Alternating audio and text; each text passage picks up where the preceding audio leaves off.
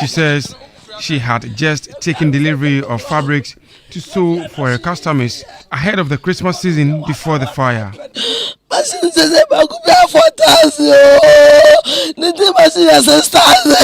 Sewing machines are now very expensive. How am I going to start all over again? Later in the day, the Minister for Gender, Children and Social Protection, Agnes Namumulati, visited the scene to sympathize with the affected traders. For this trader, losing 3 separate containers filled with customers' materials has left her devastated. The minister assured traders of government commitment to support them to return to business. Largely, women are those who are affected. And you know, especially where they are single mothers, you know what the market means to them. Some go on daily basis and that is where they get their daily bread. So we can't keep the place locked up for a very long time. Whilst my sister from Maslock and I work on what can be done for those that are within our means to immediately help, whilst we wait for the full report, we'll do that. And then we are also offering the psychosocial support to those who are badly affected, like one person having 3 stores and then the loss of life. MC for the area, George Kpaku Aloti, announced that portions of the market will be reopened on Thursday, November 27th, following a meeting of the Municipal Security Council. About 30% of the market is gone. So yes, the 70 can start business tomorrow. The CEO of Microfinance and Loan Center, Maslock, assured of government assistance. We'll carry them along. We'll try and find support for them. If you hear some of them were talking about sewing machines, industrial sewing machines, obviously these are things that Maslock we work on. So we'll come to them halfway. Wednesday's Dansuma Market fire destroyed several wooden structures and their contents. However, firefighters managed to save adjoining properties from total destruction. Joseph Armstrong, Good Alugbe TV3, Dansoman, Accra. Now, the World Conference of Mayors Ghana is pushing for the establishment of a National Migration Commission to properly implement the fragmented migrated policies in the country. There's more in the following report. The World Conference of Mayors, founded in Alabama, USA, is purposely to rally and empower mayors across the globe to, among other things, promote trade and Twin Cities partnership. The inaugural conference of the Ghana chapter brought together district chief executives, members of parliament, and mayors from United States to deliberate on pressing issues affecting sister countries. Also present was the Eastern Regional Minister Rita Akusia-Awati. Country Director of the World Conference of Mayors, Honorable Francis Opai Tete, called for the establishment of the National Migration Commission. There is Minerals Commission, there's Energy Commission, there is a Forestry Commission, there is Lands Commission, even there is Commission for Lotto, games and all of that. Why can't we have a commission for migration to implement migration policy? And that's the reason why we say that we as WCM Ghana, we are going to work with government and with parliament to make sure we set up a National Migration Commission to implement our migration policies in a coherent manner to bring about development in this country. On his part, the head of the 24-hour Economy and Accelerated Development Secretariat at the Office of the President, Dr. Ishmael Ni Amano Dodu, called on sister mayors to support the 24-hour initiative. So the 24-hour economic program actually is built on looking at the entire prospects of this country and say to ourselves, no more are we going to import, we produce everything here. It's about constructing a new. Now, the Minister for Youth Development and Empowerment, George Opariado, says the government is working to establish an entrepreneurship fund which will come on stream by next year to support young entrepreneurs. At a tour of some incubation hubs in Accra, the Minister encouraged the first cohorts of the Ejumera initiative to take advantage of the program by scaling up their businesses. The Ejumera program provides end-to-end support to transform business ideas into sustainable enterprises. Over 120,000 young Ghanaians applied for the cohort program. With the program ending on Friday, The Minister for Youth Development and Empowerment, George Opariado, together with officials from the National Entrepreneurship and Innovation Program (NIEP), toured some of the incubation hubs while the first batch of cohorts were undergoing training. The minister encouraged the first cohort to take advantage of the program by scaling up their businesses. What we seek to do with the Jumera is to equip you with those basic skill sets, so that at least it broadens your horizon and also opens other avenues so that your businesses can flourish. Our advice to you is you will take whatever you are learning here very seriously. Chief Executive Officer of the NIEP, lawyer Eric Ejay, said successful selected applicants would be given financial support to expand. Aside the training, there is a funding component in the training aspect, of which the President said some few months ago that we are supporting 2,000 people for the funding. Aside that, we have gotten some support from other development partners who are also coming on board to also support with the funding aspects. Some of the beneficiaries of the cohort said they have been impacted by the initiative. This program has really helped me. The training has equipped me to know how to keep my book and also do other things. And I've learned a lot. And then the good thing about the program is that we have a lot of other people that we are training with. On the foreign front, military officers in Guinea-Bissau say that they have seized control amid reports that the President Umaro Sissoco Embalo has been arrested.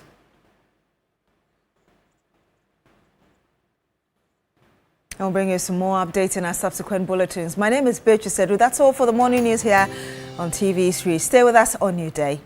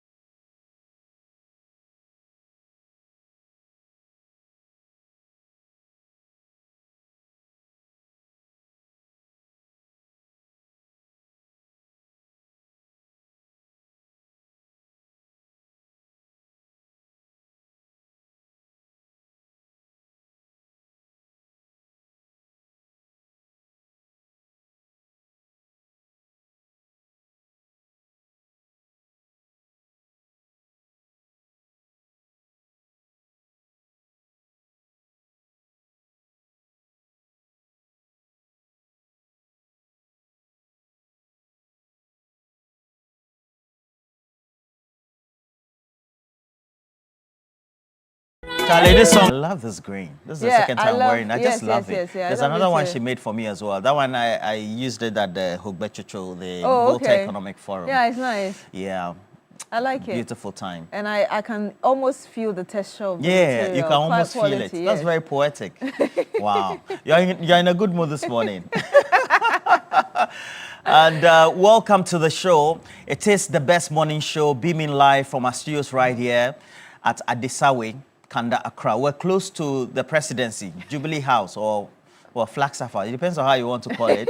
Please make sure you get interactive. We have TV3 Ghana. That's our foremost social media platforms. And go search for us. We have 3 News as well. And when you search for us, please make sure you add the hashtag TV3 Newday, because we have to start by telling you that we have cash out, myself and the beautiful, intelligent Beatrice Edu. Yes. So we have cash out, right? Star 439 hash. Right. You follow the prompt. Today is Thursday. So, I mean, we just have one more day to enter the weekend. So you want to just take advantage of this. We are giving you 1,000 Ghana cedis for free. Just keep playing. Roland will tell you more than 40 times. Yeah. And your number will pop up very easily. Yes. The tickets. Yes, the ticket. And then you get some money. But it's 10,000 cedis we're giving to 10 individuals, and you could be one of the lucky winners. 10,000. Roland, are you giving any bonuses today? No, please. You see, that misconception you and Nashako have created is that I have the money. If I had the money, I'll sit. Let me say good morning to Chairman Godwin Tamaglo. He's always laughing at me. There are people say you are sharing money, and then you are calling me for Momo. So the Chairman Godwin Tamaglo, good morning to you. Group Chief Executive for the RAID Group as well. And let me say good morning to you, Philippine God, or great woman, Delzi, as well as Delight Mojaka as well. And we have a loyal viewer. He's always watching us. He's a Arsenal fan. Oh, lovely. That's my team. That's your team as well. And the mother is also called Beatrice. Oh, that's Beatrice. Lovely. I like Beatrice. You like Beatrice, right? And so Engineer Chum, Engineer Asamoah, wishing you all the best for the day. That's Engineer lovely. Asamoah Chum, great man. Yes. And then Jane Ampofiduku, also of Cape Coast, wishing you all the best for the day. Kwesi Mensah is in New York, Albany, New York. Usually he does nights, so he's now wrapping up his session at work. Okay. And everybody else who tend to watch us, we're grateful. La ilaha illallah. Prince Henry Kufodia is also on stream. And John Agringi and the wife, Juliet Ayamba, they are in Kumasi. As well as Kwame Boateng is in Kede. Charlie, I have all over. I like how you pronounce it. Yes, Kede, correct. Kede. Yes. Kede. All right. Years ago, I went to do a documentary there, and they had a lot of palm plantations at the time. Yeah. So, I mean, having palm oil as their main business. I haven't been to that town in a very I'm sure these very days they do a lot of galamsey, so it's taking over the farming now. But let me say good morning to you. Benedict Ajuble as well works with the Legon Hospital. Yeah. Legon Hospital. So Benedict Ajuble is my classmate. Great guy. Spelling. We call him Spelling, a.k.a. Spelling. That's Why? His He was good at that. Charlie, Spelling. So good morning to everybody else who's watching. But, 9 p.m. yesterday was that interaction with the former president, the gentle giant, President John Ejekum Kufuor. I love the interaction, and kudos to you. Thank you. You're just on top. Thank you. Only that he refused to comment on Ken Oforiatta and yes, things like yes, that. which was, we played a bit of it during the lifestyle audit dialogue. The one people blasted. Exactly. Yes. Was it you or the former president? No, he obviously was against what the former president said, but yes. He didn't want to answer that question. Well, certainly. But so we'll bring you the latest sports headlines. We'll have some great interactions for you as well. And we have a great team, of course, led by our good producers. So Anita, always assisting Shadrach Abe. Shadrach Abe is a fair, young, smallish man. Very troublesome for many of the times. But he's also cooperative alongside Anita. You'll appreciate these descriptions. No, they're good. Good accolades so far. And so we have some great insight to give you. We have some great insights to give you this morning because we're having big issues, right? Yes. What are you discussing? Today we're talking about the Pandai parliamentary election rerun.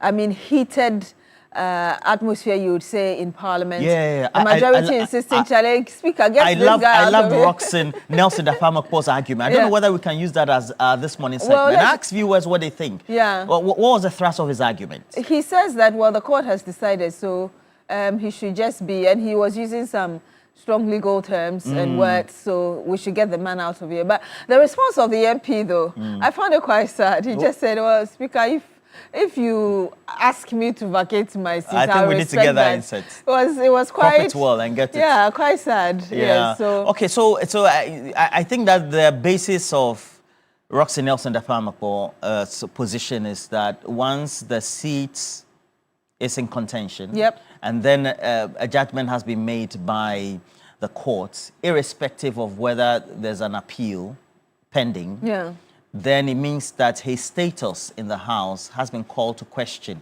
Yeah. I don't know that I'm entitled to have a variant view, but you know he was sworn into the House. Yeah. So he hasn't yet been removed from the House. Yeah.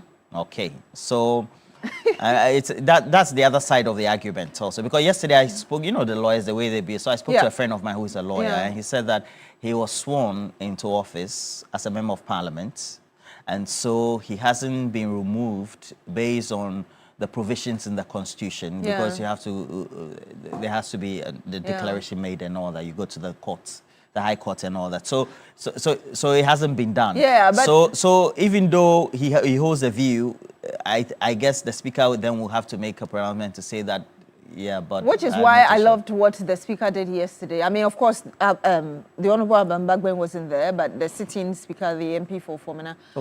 Speaker or the same? Yes, said that he had been directed by the Speaker to hold on with that conversation so that they will return to it later, because it was really getting very heated. But yeah, you can equally understand the minority and the majority also. I'm just trying not to be tempted. Yeah, I know. To talk about what happened in Asay North and what they think they want to push for, but also the minority side. You know, sometimes they said what men do lives after them. Well, I don't know. I have forgotten a saying. The evil that men do. Okay, but I mean, not that. But you know, sometimes when you set a precedent, then it begins the debate in the public opinion. But again, the minority leader, Alexander Appenyoma, saying that you're endorsing chaos, which could be exploited later. I mean, quite dramatic stuff that happened yesterday. And you're welcome to the This Morning segment.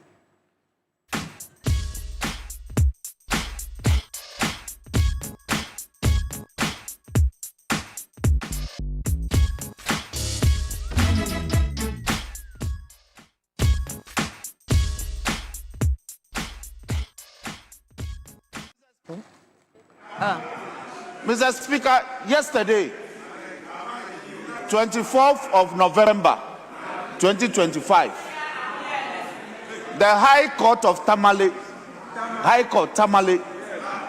has ordered that the outcome of the election, please, these are very serious matters, that the outcome of the 7th of December election 2024, which brought the Honorable Nyindam to this house as the Honorable Member for Kwandai, was flawed, and therefore that election has been ordered to be rerun. Mr. Speaker, ipso facto, the Honorable Nyindam is no longer a member of this house. He's not. He's not. So hear me, so that you can respond. So, by oppression of law, is no longer a member of this house with a voice. That's number one. That's number one. That's number one. That's number one. Number two, Mr. Speaker, we have received the court orders and received proof of service. The orders of the court has been duly served on Parliament. It was served yesterday. Speaker,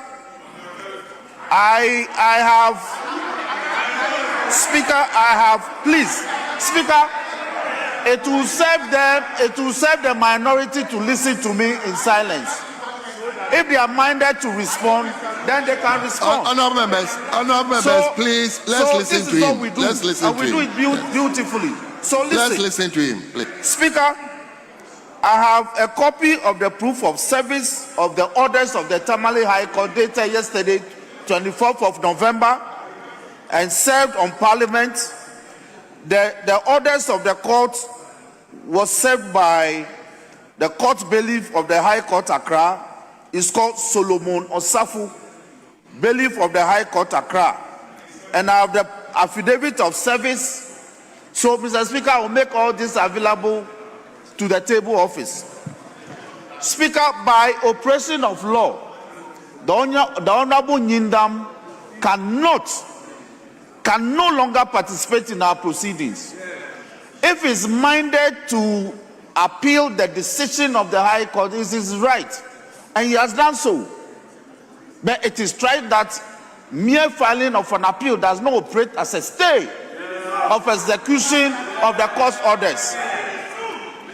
Mr. Speaker, further, a mere filing of a stay of execution, please, there are two processes involved here. I've seen both copies. He has filed a notice of appeal. It does not operate as a stay against the execution of the orders of the High Court, Tamale. 2, a mere filing of a stay of execution application also does not operate as a stay against the execution of the orders of the court. So Parliament, having been duly served, has the duty and the law to ensure that the Honorable Nyindam is no longer extended courtesies.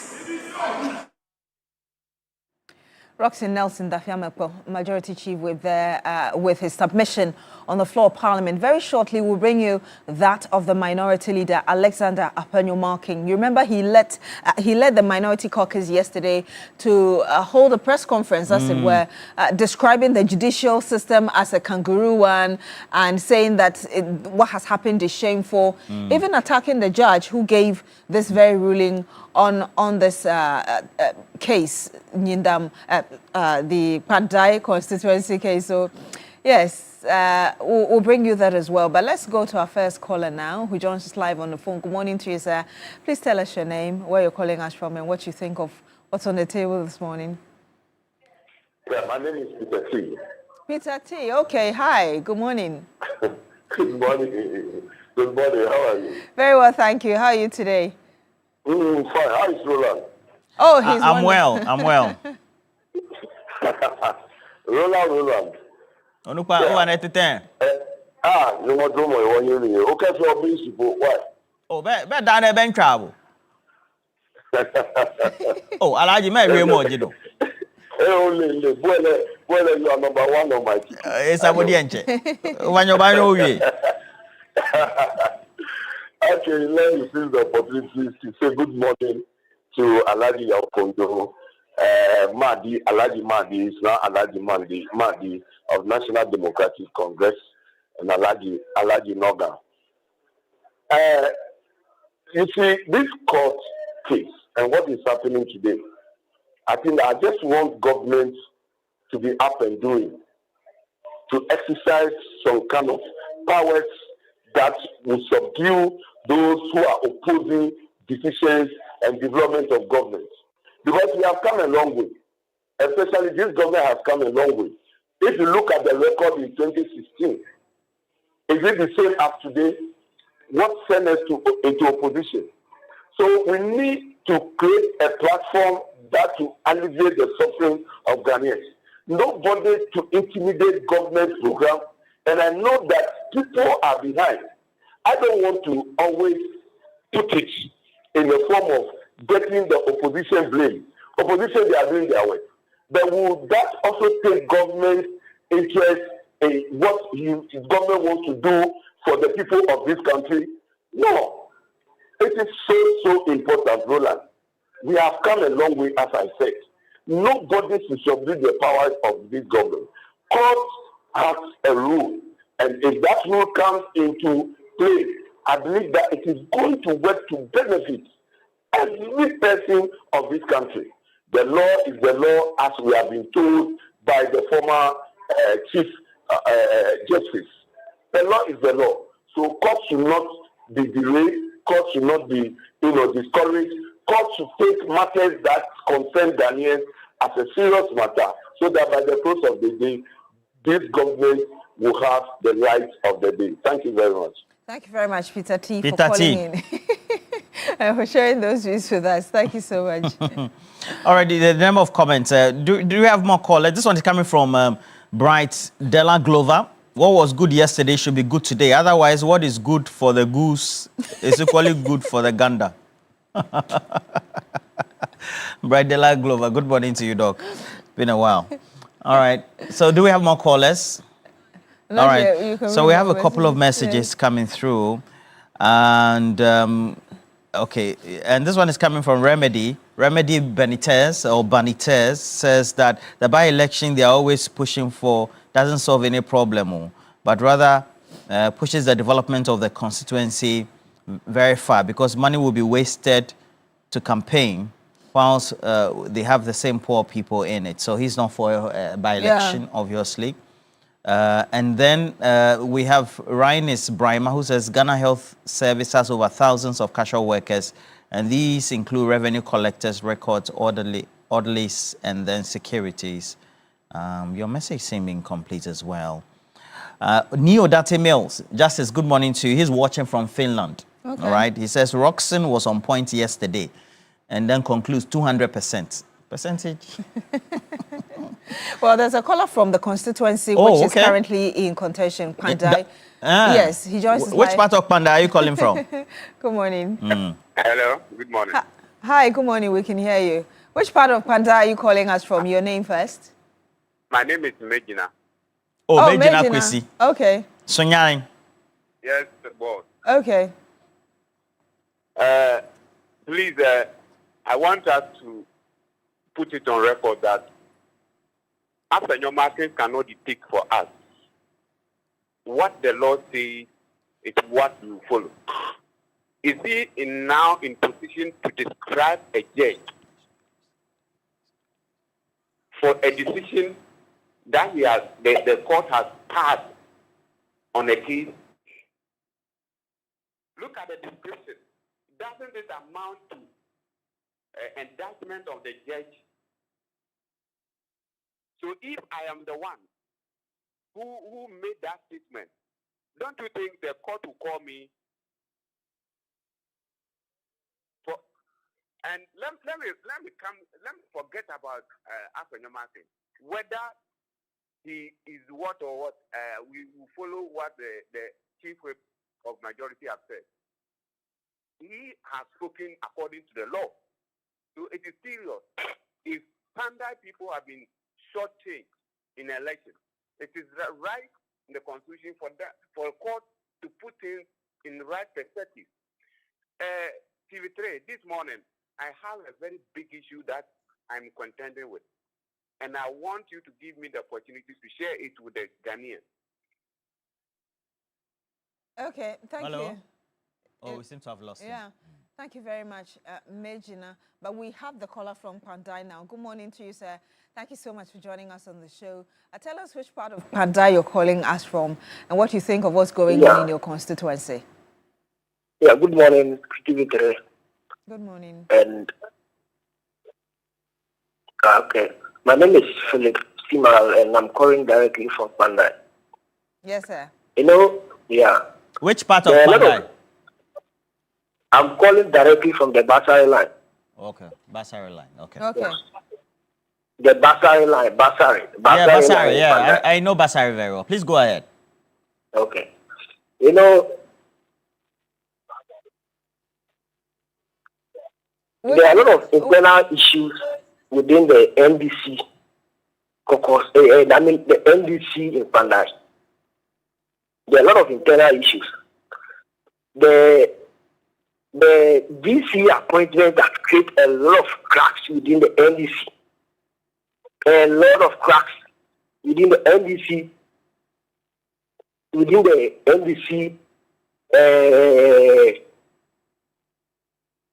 section. What I'm trying to say is there was a young guy that was supposed to get a DC. That's called Tobacco Robert. He has served the party for about 4 consecutive times as a secretary of the party. And what happened is, they were selected. 3 of them were shortlisted to Accra for an interview.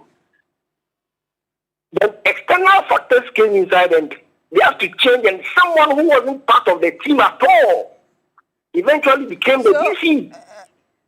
Hello, sir. We're talking about the rerun. Yes, if you can tell us what you think about the decision of the Tamale High Court to annul the 2024 parliamentary election result in your But why you are going, yes. like you're telling us history, so what do you make of it? So what happened in Tamale? For instance, the NDC team went with 41 police stations having irregularities. Then, within the court proceedings, an NPP executive was placed in the docket. Sir, forgive me for interrupting. Just so other people can also have the opportunity to call us. Can you just tell us briefly what you think about the decision of the court, please? Oh, the decision of the court is in the right direction. All right. Whereby NDC has an upper hand to win the election, but NDC national executive should come and address the issues in Pandai before we will now vote for them. All right. Okay. Thank you so much. Thank you. I think we have Seidu on standby. Hi, Seidu. Good morning to you. Tell us where you're calling us from and what's on your mind. Good morning, madam. Good morning, sir. What I want to say is, Kafanya Makin insulting judges is not a new thing. You copied it from Canada, Japan. That's their nature and that's their character.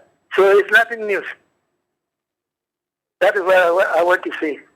Okay. Thank you. You didn't tell us your name, sir, and where you're calling us from. Oh, Seidu, but you didn't tell us where you're calling us from. I think we lost him. Thank you so much for calling in and for sharing your views with us. I guess there are some more messages coming in.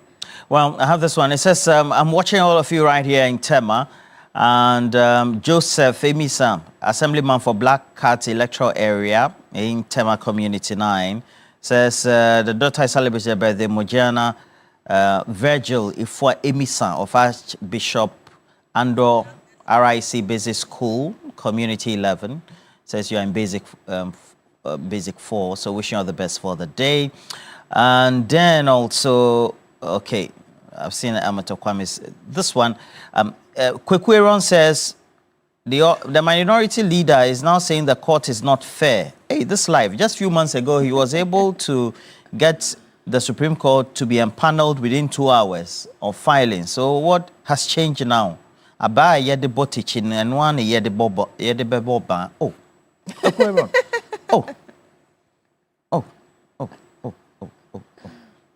There's a quick message from, we'll be watching the minority leader very shortly at that press conference. But let me read this quick message from Simon Yenghwa in the Upper West region. He says, good morning, Beatrice and Roland.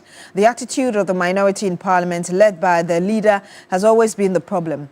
They could have stated the point without the approach taken. Well, if contempt of court and judiciary attack is the best for them, that is fine. They have said all. Insawen prisons is waiting with open arms for them if that is the way they want to go. Simon Yang Wa, Upper West Region, thank you very much for sending in your message. Let's watch the minority leader, Alexander Apenyomarkin, as he led the caucus yesterday in that press conference. And his supporters were aware of the judgment before the day. For a judge to casually void an entire constituency elections without first ensuring that a complete reasoned judgment was prepared and published is not merely irregular, it is judicial irresponsibility of the highest order. What kind of kangaroo judicial system we having now in Ghana? We will not mince words. They can conspire to call us one by one for a so-called contempt of courts. We are criticizing their shameful conduct. We are not afraid. We are ready to be in Nsawam. How can a judge who calls himself a judge sit in court and misconduct himself in such a manner and expect the country to be quiet? To the good, peaceful and hard-working people of Pandai, your votes matter, your voice matter, your MP remains at post.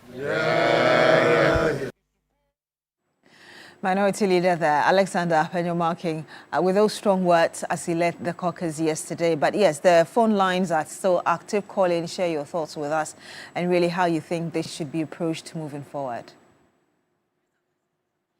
All right, so we have a couple of messages, so we'll quickly go through. And this one is coming from Zilis Dwayne. If you know you won legitimately the last time, just accept the rerun and you will win again.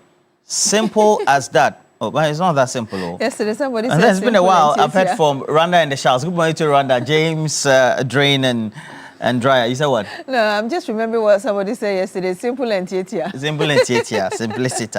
And this one is coming from Randa, who says that I keep telling people to be mindful of what they do today because that same act will be used to measure them. When MPP was in government, every single thing, take it to court. Take it to court. This is because they believe so much in the court. My question is, what has changed and what happened? The law is still the law. If a judge has given his judgment, who are you to say all the things you said? Randa and the Charles. Good morning to you, the Charles as well. And this Prince Henry Kofodia, okay. We'll have Let's go to Abubakar, who joins us on the phone as well. Good morning to you, sir. Thank you so much for joining us on this morning segment on New Day.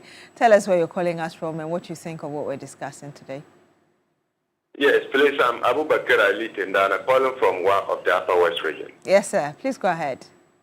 Yes, please. I think what the court did last time was so good and so well to our constitution or democracy. Actually, what they did, what the EC did by declaration was too wrong, very, very wrong. And I don't think the presiding officers, right from the constituency or the district level to the regional level, should be left to go scot-free. They have to be held accountable for what they did. Then secondly to that issue, Honorable Afia Markins, instead of leading the NPP caucus in Parliament, he's rather misleading them. Why do I say this? He's a lawyer by profession, and after his political life, he is going back to do the judicial aspect. So if you can go and lambast and attack the whole judicial system of the nation publicly like that, who do you think you are going to fabricate your laws or formulate laws for them to follow if you yourself cannot live by example? So what he did is so wrong and should be held responsible as well. But what I want to add to it is that he shouldn't vex his anger or disappointment in NDC as a political party. He should rather do that on their misbehavior from 2016 to 2020, where the good people of Ghana decided to vote them out of power in the 2024 election. All that they are facing is a president that they left behind, and they are going to go back to face those things. You understand? So what they were doing, thinking that is good for them, is the reverse of it.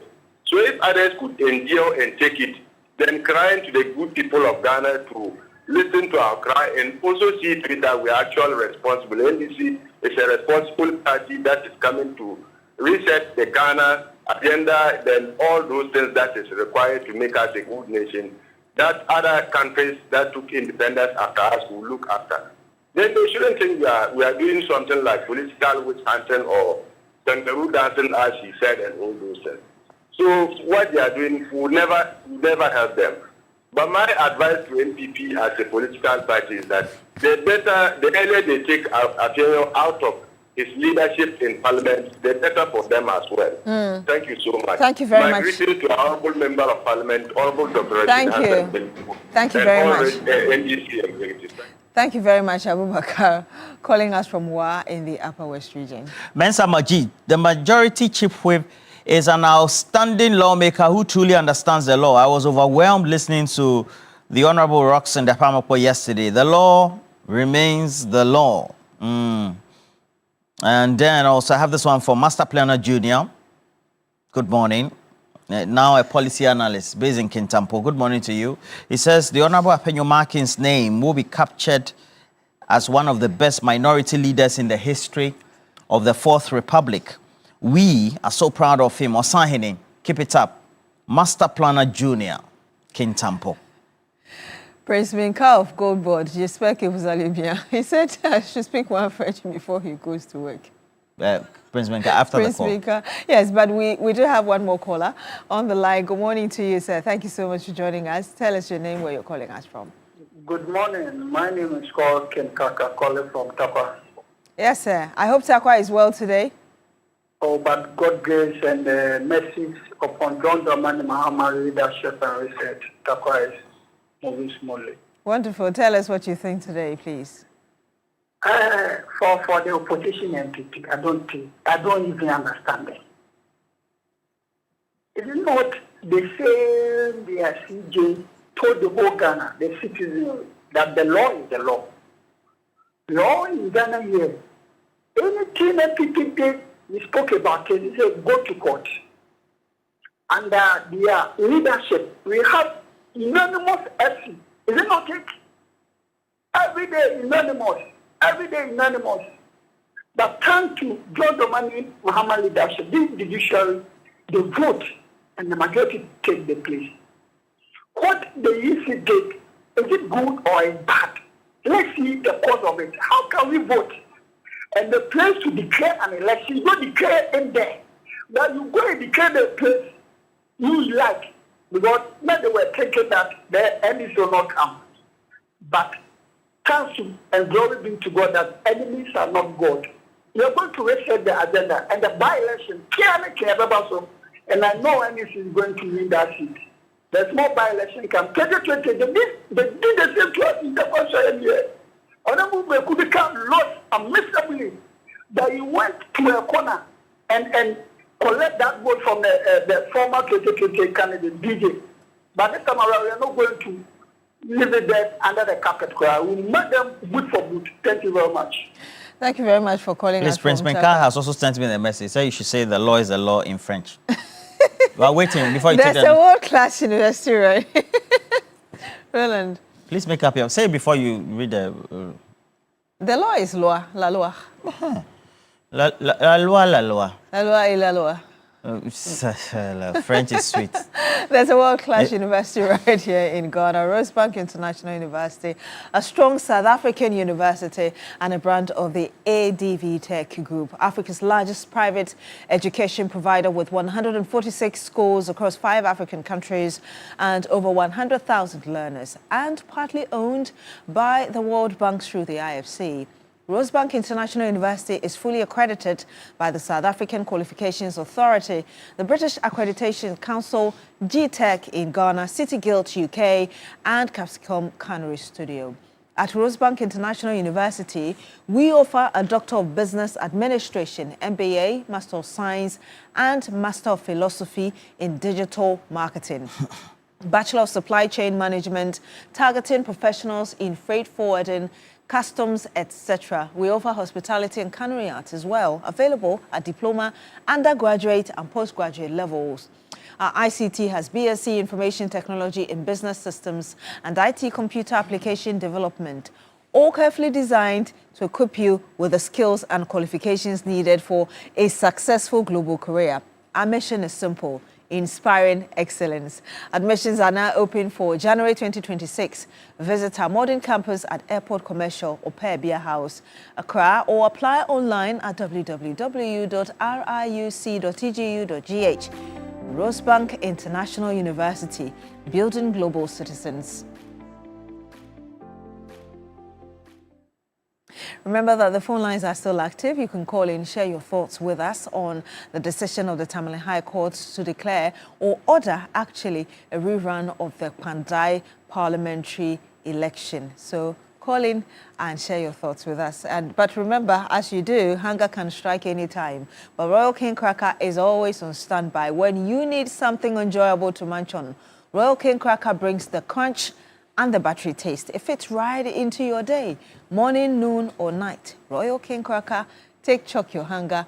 Just grab one and enjoy. This advert is FDA approved. Fantastic. Bonti Benjamin, the position of the minority led by the Honorable Apenyomaken is apt, and this coup d'etat through the court must not stand. He concludes, indeed, resetting is a threat to our democracy.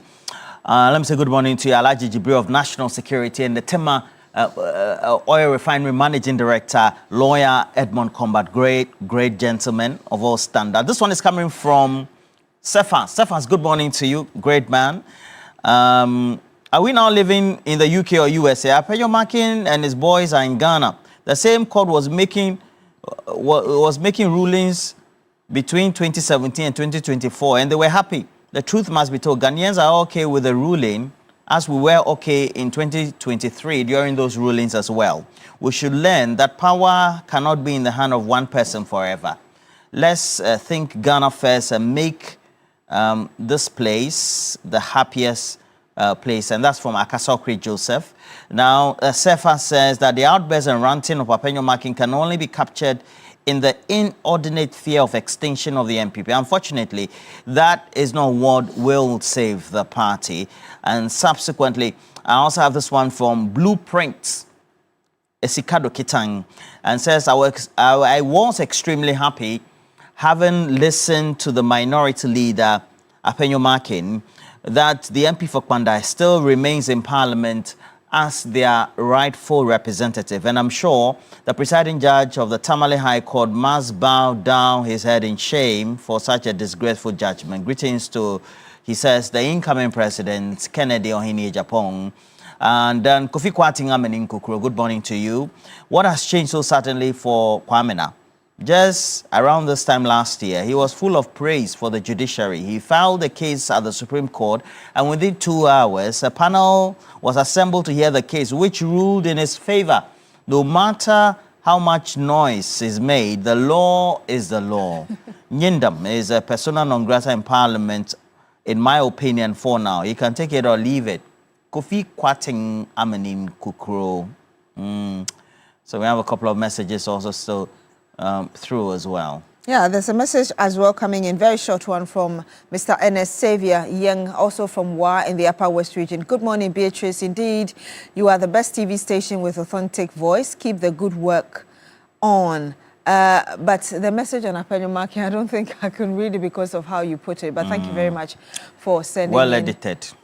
that message. But as you call in, step into a night of elegance music and fine dining at the Mervynpike Classical Music Night, happening on the 27th of November at the Mervynpike Ambassador Ballroom. Come enjoy an enchanting evening of live performances by Guy Bertrand and Kokwi Selome. Sava an exquisite 4-course dinner with perfect wine pairings and capture magical moments with our photo experiences. It's more than an evening, it's a symphony of taste, sound and style, crafted for those who cherish the finer things in life. Hurry now, Sita Limited. Don't miss your chance to be a part of an evening where every note hits the heart and every flavor delights the palate. The price is 1,800 cedis. Reserve your seats today by calling 020-433-3136 or 0302-611-000. Mervynpike Classical Music Night, where music meets elegance and moments turn into memories. That said, let's read this one. The phone lines are still open though, because we're coming towards the climax of the soccer. We're just reading some messages and then we'll wrap up this morning segment. This one is coming from Sherry Giovanni. Good morning to you as well. This is so sad for a ruling. Okay, this is so sad for a ruling like this to come at this point in time when the Honourable Member of Parliament has been in Parliament for almost a year. My question is, what is the NDC looking for? What is the NDC looking for? What is the NDC? Why is the NDC looking for more seats? Or what are they? Okay, why do they want more seats, so to speak? This is just an attempt to further shrink the number of the minority. May the Court of Appeal look kindly on the Honourable Member for peace to prevail. And you say good morning to Miss Maria Oga of the University of Education, Winneba. Very interesting case so far. And then I have this one from Chris Edinkra says that Apenyomake is gradually helping to collapse his party. The MPP should continue. And Chris Doku as well says, what are the minority afraid of? If the man won fairly and squarely, as they claimed, they should accept the ruling and go for the rerun. It is that simple. Or, all right. Yes, let's celebrate this Christmas holidays like never before. Book 2 nights and get a 3rd night free with all meals inclusive starting from 4,500 cedis for a couple. Package offer guests free welcome drinks, access to all in-house facilities, swimming pool, gym, cinema with popcorn, board games, snooker, and many more. Live brass band, DJ performances, etc. You also get to enjoy free airport pickup from Takrade on weekend. Terms and conditions apply. Remember, fun activities include tour of a beautiful facility with a golf carts, splash playground for kids, in-house Anchors Carnival, sea paint, bicycle ride, boat ride to Maha Village, jet ski, banana boat, party bus, ride, nightclub, bonfire night, variety night. There will be trips to Nzelezo as well, Fort Apollonia and Castle Forest Kwame Nkrumah Memorial Home, etc. Early bird discount. Well, if you book before the 31st of November, that is this month, you get to enjoy some extra 10% discount. Remember, palm trees plus good vibes equals the perfect holiday.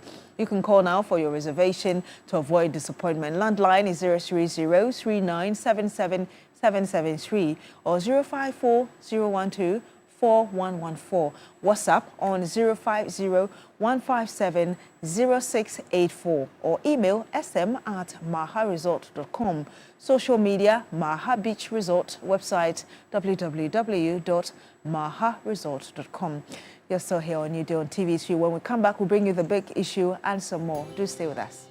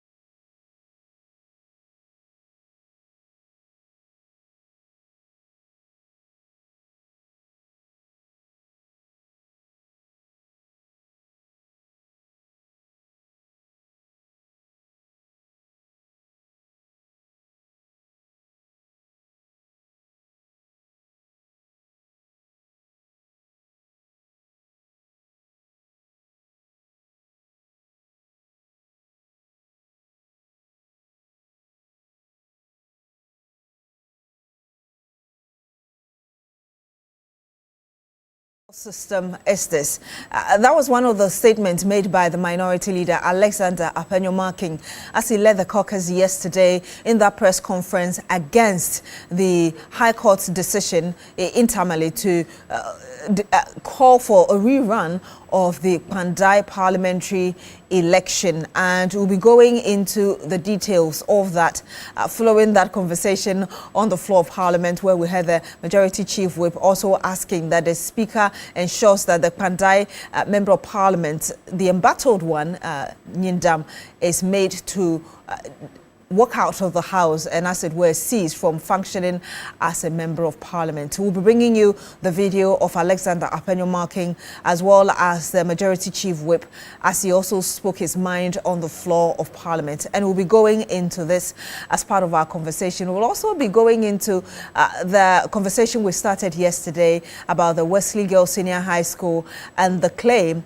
or the accusation that the school is preventing minority faith-believing individuals not to practice their religion, and really find out where do we draw the line to ensure that it's a win-win situation for all of us. We'll be going into that as well. Let me say that we'll be joined very shortly by Nanaya Echampim Jantua, who is a presidential staffer. But I do have in the studio currently with me Madam Rodelyn Imora-Yana, public interest advocate. Good morning, ma'am. It's great to have you. We'll be joined. Great to be here. Yes. Yes, it's a lovely morning. Yes, it is. Belated happy birthday to you. I heard about that just a few minutes ago. We'll see. Yes. November bonds. Great ones, yes.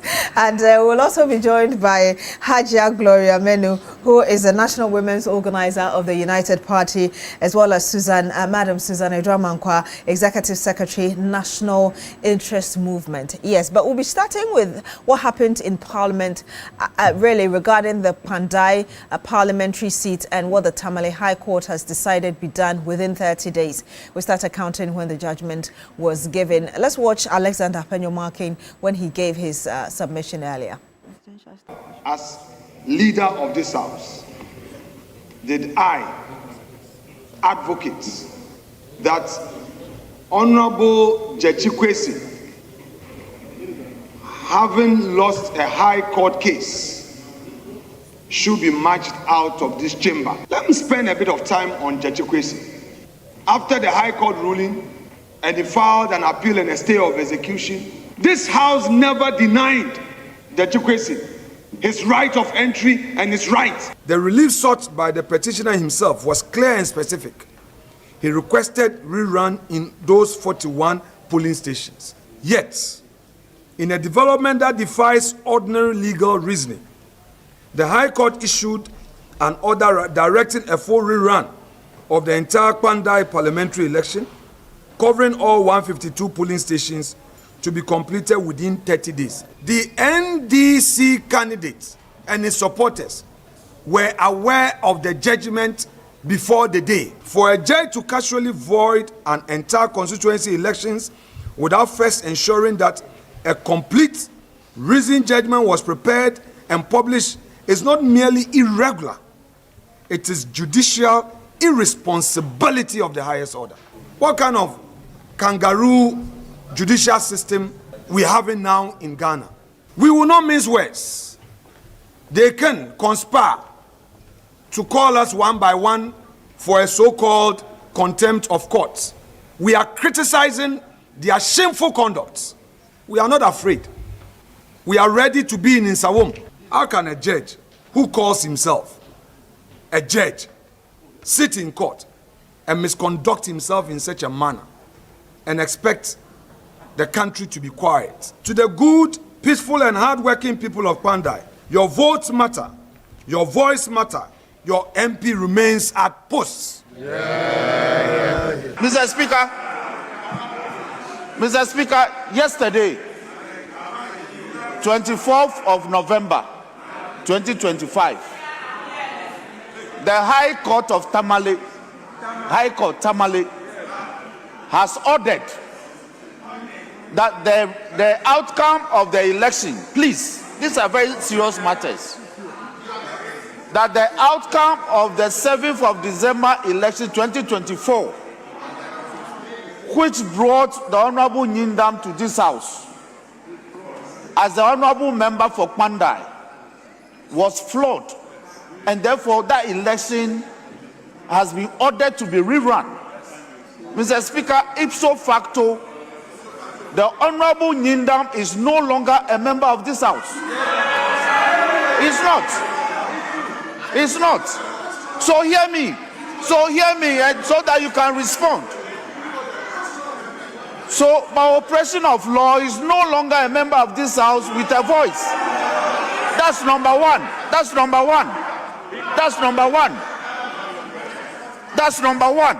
Number two, Mr. Speaker, we have received the court orders and received proof of service. The orders of the court has been duly served on Parliament. It was served yesterday. Speaker,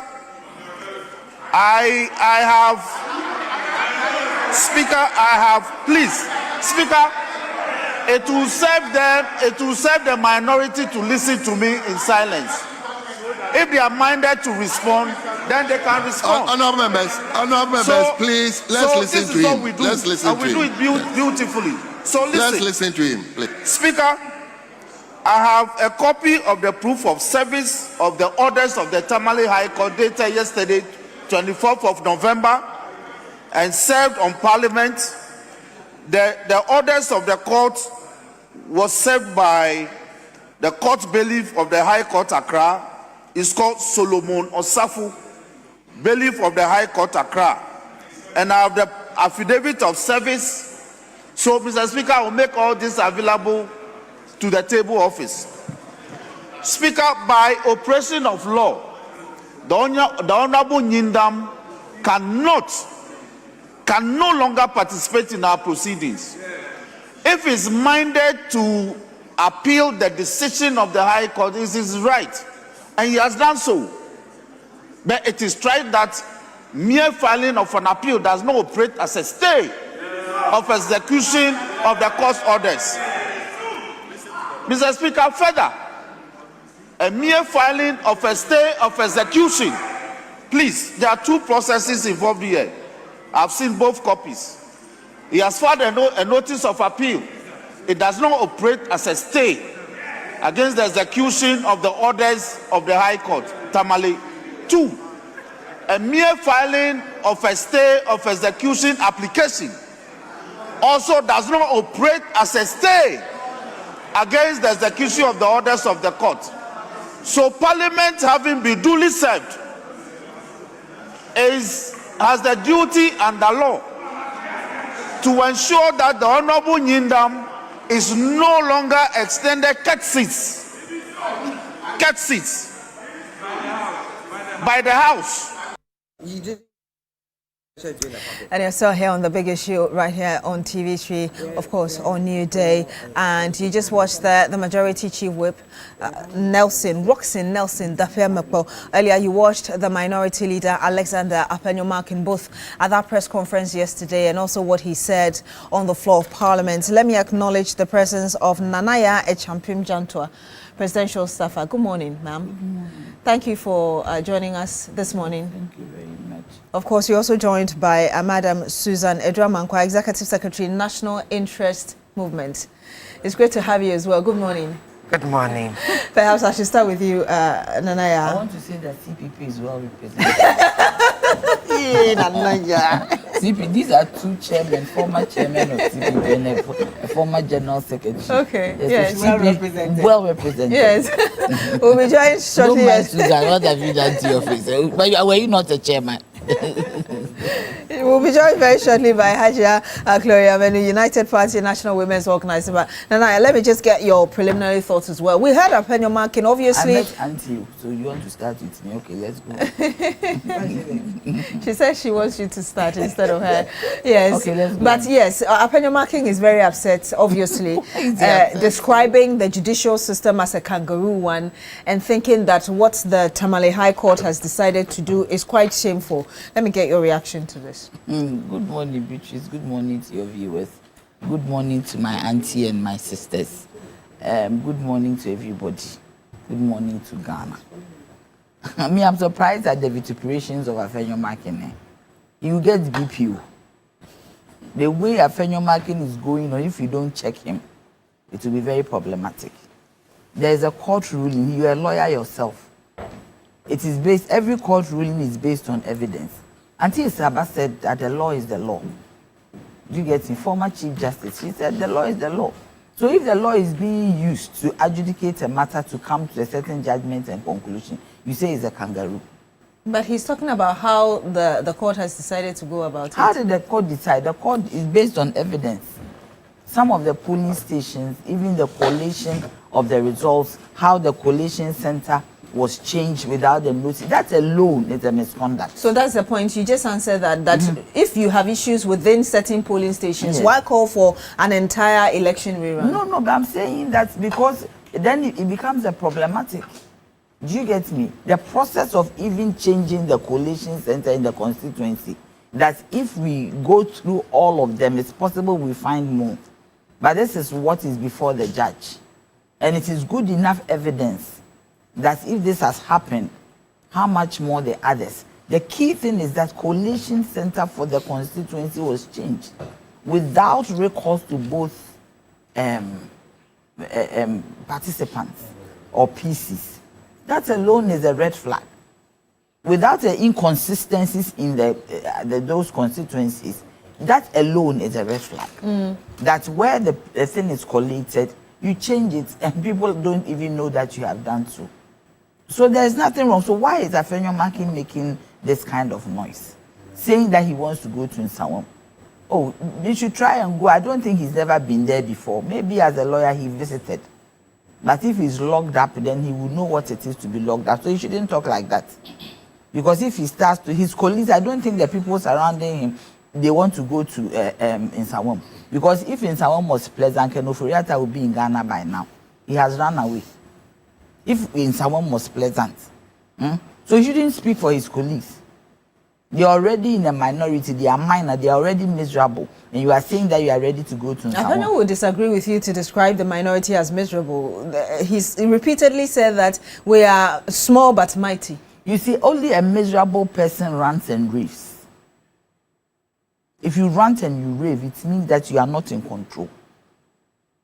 Do you get me? Anybody who rants and raves, you have misery in your heart. You don't think that he has the right to express his dissatisfaction with the court ruling? You can express it, but not in the manner he's doing it. How did you expect him to do it? I expect him to be stoic about it. Go through the process. If you think that it was not done correctly, go through the process of correcting if it is so. They're already in court. And in fact, he said that they are going to challenge it. If you are going to, why are you talking? If you are going to challenge and you think that you have a good enough case, why are you ranting and raving? Sometimes it makes me feel that Afenyo wants to be a presidential candidate or something.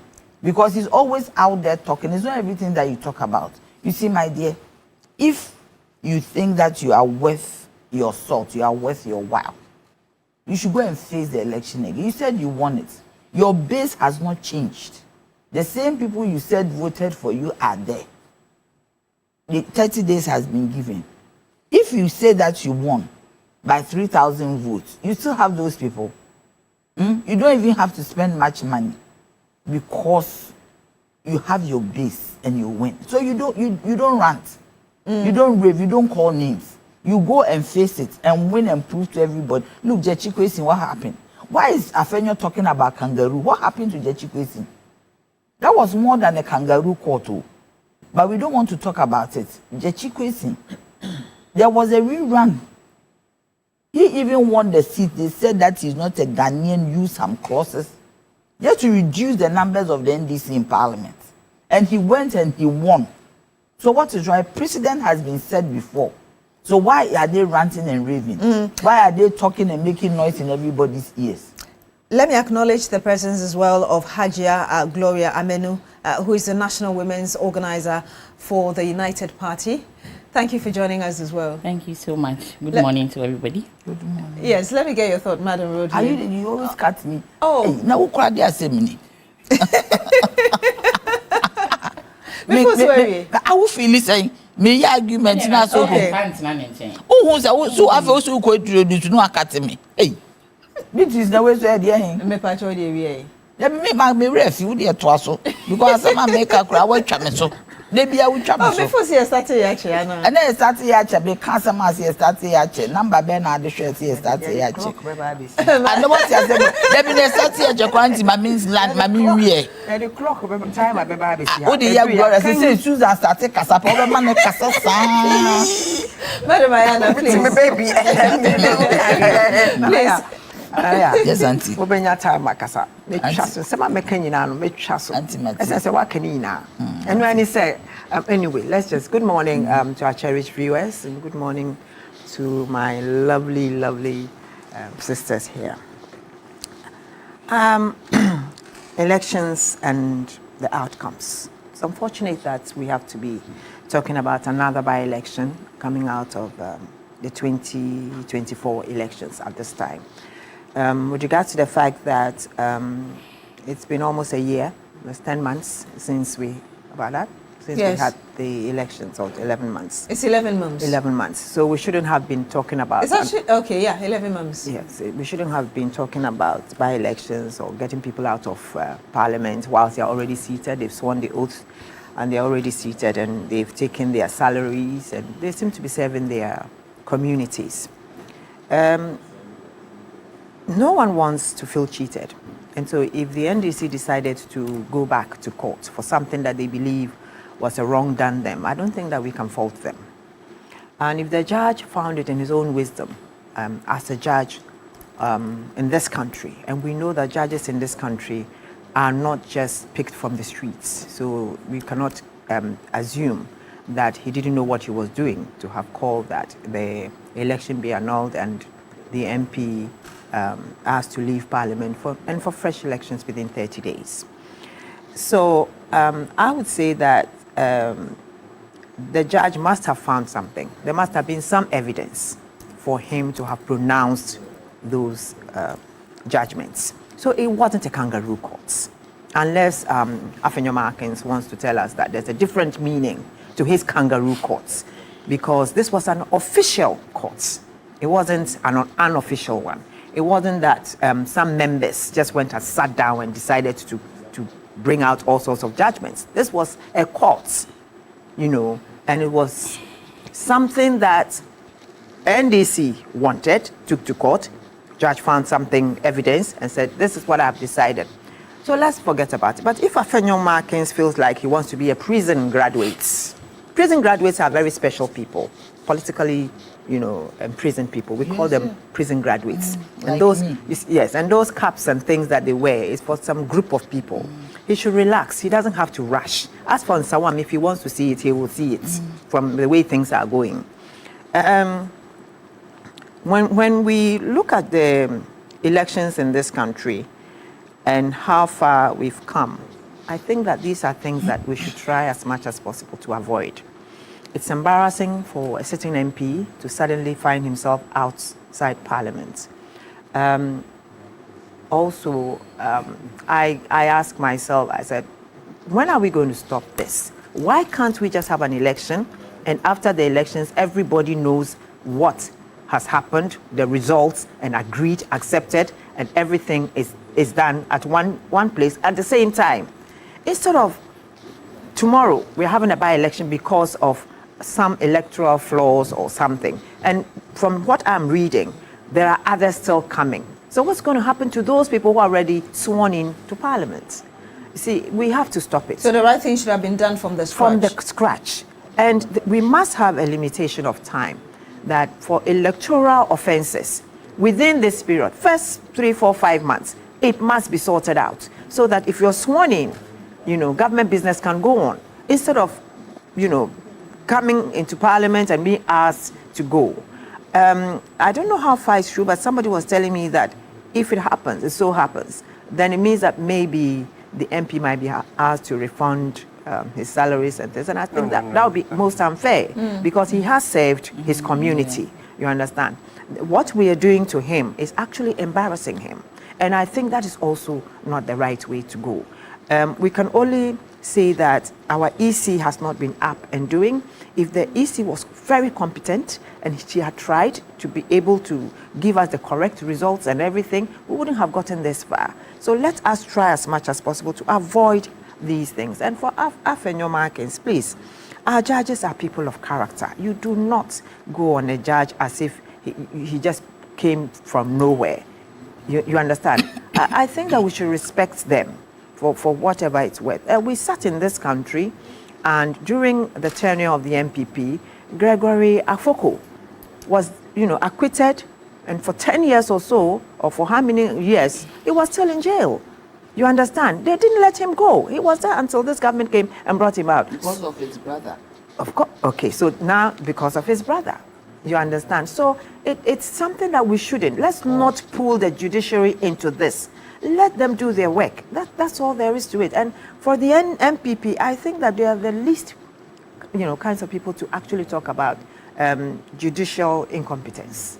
Because we've just kicked out the SCJ, one that was appointed by them for some of these discrepancies. So they should just chill. You talked about the fact that the EC did not help, especially for this Pandai constituency election.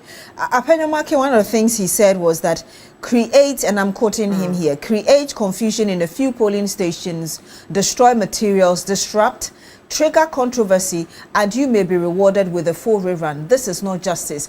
Would you say that, yes, you singled out the EC, perhaps all the stakeholders for that very election did not play their role well? Because if there was confusion, which eventually is leading us here, then there should have been some checks even before we got here. Beatrice, where's the confusion? Where did it come from? The EC is in charge of the elections. You go into a polling box, you cast your vote, you go out. Who are those who count? Who knows where the polling stations are? Who demarcates the polling stations? Who counts the votes afterwards? Who declares the votes? So at that declaration, at the point of counting, where did this chaos come from? How? What happened? So we still have to say that the EC should have been up and doing. Members of the various parties were also there. Their polling agents were there. So if something happened, definitely it could have generated into something else, and maybe that's why we are now where we are. But I think that if Afenyomakins feels like people created some confusion, blah, blah, blah, blah, blah, blah, blah, what was their inputs? What was the inputs of their polling agents? So it's both sides, you understand? NDC couldn't have done it alone. So they also contributed. And this is the result of what happened. So they should just take it in good faith. Although I wish that I would appeal to the NDC to just let them have this one. They are becoming a bit, it's sad to see them losing the seats. Yeah, but again, just to ask you one last question before I come to Madam Susan Edramankwa. For instance, in the Okankwe North constituency issue, when there were back and forth, issues surrounding that, we heard some of the EC officials saying that in some of the areas they felt threatened by the kind of chaos and confusion there, and so they had no choice than to do what they eventually, or take those decisions that they eventually took. Well, the EC felt threatened. If the EC felt threatened, what did they do? They called some of them off, didn't they? They called some of the elections off. They decided, some of them walked away, and the likes. And a ruling government, at that time the MPP was in power. They couldn't handle the situation. They should have been able to handle the situation. So if they couldn't, then it's their fault. They were supposed to make sure that we had a very clean, fair, and transparent election. So if they couldn't do that, it's their cup of tea. It's their cup of tea. You say, Madam Susan Edramankwa, your thoughts? Well, at least it took 11 months. In times past, it took like 4 years. So we are growing. Hopefully next time it will take 11 days or, and we'll get on with our lives. So we should be growing like that. It should get better and better. We should be able to be settling election disputes earlier and not taking so much time. So that's my first thought. I think sometimes, I don't know, we major in the minority issues, and somebody has been aggrieved by the process, has taken it to court, and the court has come out with its verdict and says that the elections should be annulled. It makes sense that the MP no longer, that is no longer an MP because the elections were deemed as flawed and has been annulled. So he has the right to appeal, which is doing it. At the moment, he should just sit at home and let us live our lives. So you agree with the majority? Oh, I do. Yeah. I do.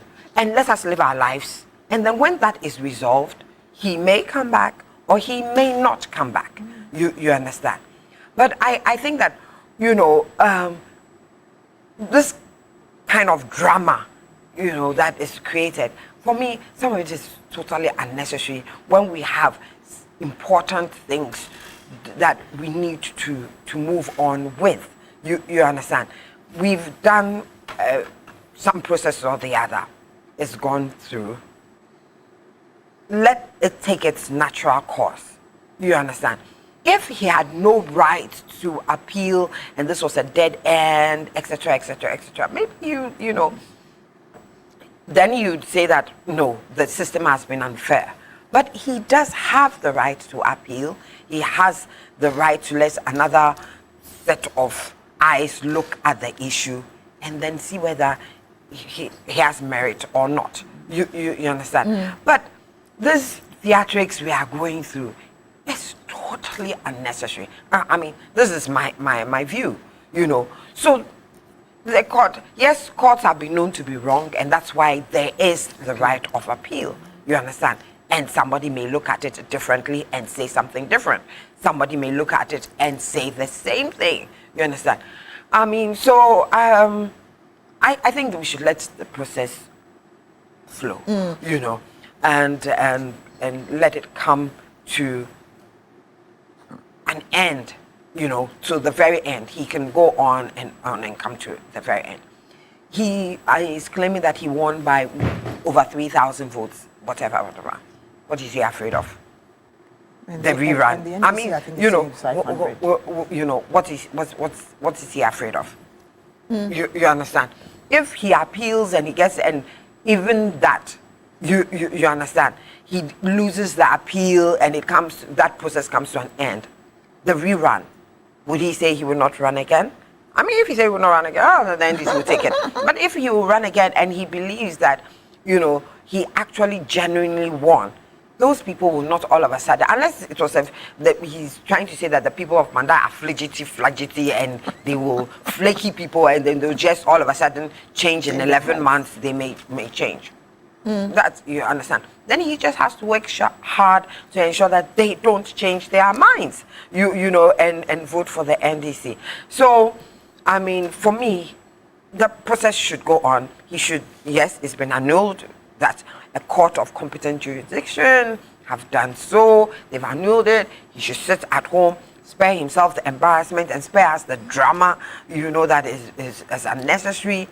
And, let us move on with our lives with other issues. Nana has said that precedent has been set already, citing the Asin North constituency election rerun and the fact that, James Njachikwesin had to go through all of that. Is that not the problem where, because you think precedent has been set, whether or not it's good, you still want to follow that? Is that not a recipe for disaster for us? Yeah, kind of tit for tat. No, we should not be governing this country in a tit for tat way. You understand? If precedents have been set and we examine, because we must examine precedents that have been set. If it is the way to go, fine. If it is not the way to go, of course, we say no. This was not the way to go. I mean, we must learn the lessons that we get from experiences. You understand? So we cannot have that blanket thing that a president has been said, so it's okay. You understand? If it's not okay, it's not okay. You get it. And if it was on our side and we thought at that time that it was not fair to Judge Kwesi, then it probably was, I mean, and that is the majority view, or that is the truth, that it was not fair to him, then we should not do it again. I think that we should move away from the tit for tat, because we will not grow. Maturity is when you are able to assess the situation and say that I am strong enough not to want revenge for something you did to me, because I don't want it to happen again. You get it? So we must grow. We must grow as a people, because otherwise we'll be going on and on. You know, we've been doing it, and it hasn't served us well. We come, we have this cool mentality. We seize toilets. We throw people out of office. It's not fair. It's not nice. And then, you know, we go 8 years. We come back, and then we ourselves, who have been victims of that kind of unkindness, that kind of violence, we come and do the same thing. Where would it end? You understand? We don't grow. No, we I'm actually about moving on to Hajia. So yes. I think that stop my flow. No, I will learn. Don't worry, I will learn. I think that please learn for me. We should move away from that. If it is not right, we must correct it and move on. Okay, so and what is that? And that's why I want to come to you, Hajia.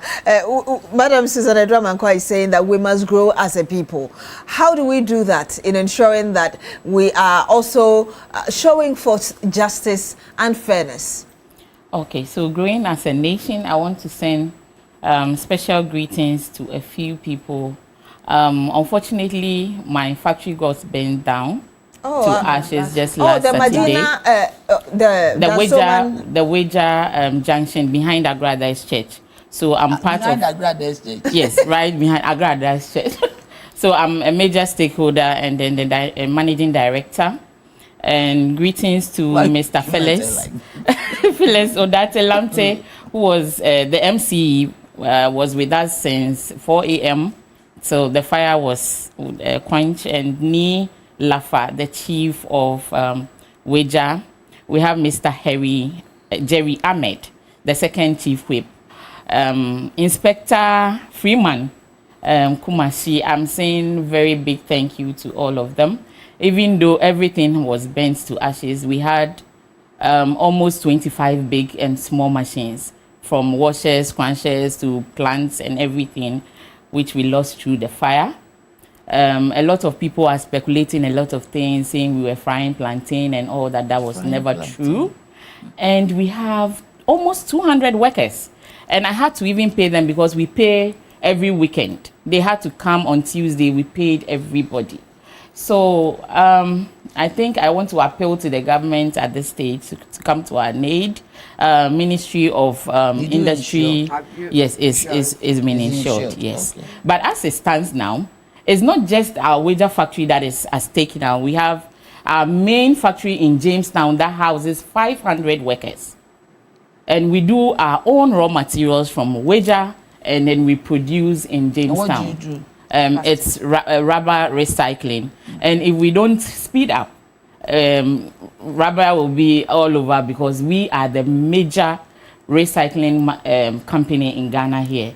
We recycle like 5,000 tons of plastics every week. So this is a wake-up call. We are urging everybody to come to our aid. Investigations are ongoing. The Ghana Fire Service at the Weja were so helpful. So I think that they should come to our aid as soon as possible. If you're able to address the concerns. So at the concerns right now, I think that everything is calm when it comes to the processes. I would appeal to Honorable Afenyo Markins to be a political man, not a political woman. the talks are what plain. is that? I'm not saying, you know, if it comes to women, we like talking, complaining. Sometimes complain about things. I'm trying to say the fact that Afenyo is always complaining about things and he's not putting. So I'm saying he should try to be Afenyo. To be a strong person. To be a strong, solid man when it comes to politics. But you can't say women, always coming to nag about issues, trying to create confusions which are not necessary. The drama is becoming too much when it comes to political issues. He should make sure that since things are in court, there is a process, there is due process. There is no drama between the two competitors, that's the NDC and the MPP. He should allow things to flow naturally, and our judicial system they are doing their work, everything is in process. So he should minimize the drama. That's what I'm trying to say. Aren't you concerned that we seem not to be getting things right from the scratch, which was a point Madam Ayana made earlier, and therefore there's a need for us to try and fix this before we even get to this stage? Yes, so with the ECG, the Electoral Commission, I think they should speed up issues when it comes to elections, and then they are just like Auntie said, they should set a time bound that after 5 months or 3 months, everything should be overseas. And when you have issues, try and bring them quickly, we resolve it so that we can move. As a country, we have so many things that we have to look up to. So they should try and then set up some time boundaries to these issues. And I'll come back to talk about really what we need to do to ensure that we're able to minimize these incidents as much as possible. I want you to watch this. Whether 47 or 35, and so the judge should have probably limited himself to the 47 and delivered his verdict in relation to the 47, and possibly order for a rerun of those 47, if you like, positions or otherwise. I think that is not left to any of the parties to determine, because the judge has a broad picture of the event, and this time I'm deferring to the judge out of fairness, because when a person has a complete control of the matter, he understands better if you ask the question, would those 47 polling stations or pink sheets be enough to set aside the entire elections as run originally? If the answer is yes, I would consistently go for what the judge is saying. However, if it is not enough to completely uproot the remaining polling stations, assuming there were 1,000, the remaining polling station of 9,504 or 40 thereabout, it may not be fair to say that those areas that were properly run should be also set aside and be rerun. So my point is that for a judge to make that kind of decision, he must have a basis in law, and of course supported by the evidence that was adduced at trial, to say that perhaps there were more wrongs. Those wrongs put together would only lead to one irresistible conclusion, and that conclusion is to completely rerun the entire election rather than running the 47 or thereabout that were contested. And on the basis of this, I would like to defer to the judge as having it right on this call. But the good part is that we have an appellate court, and that appellate court, luckily for us, the loser of the petition has filed an appeal, and luckily for us, that will be the end of the trial and then the hearing once the evaluation of the appellate court comes out and their decision comes out. And so, three wise men would have a better grasp of the issues, and upon their review, I think we'd all be better off making an informed analysis from that point as against what we have today.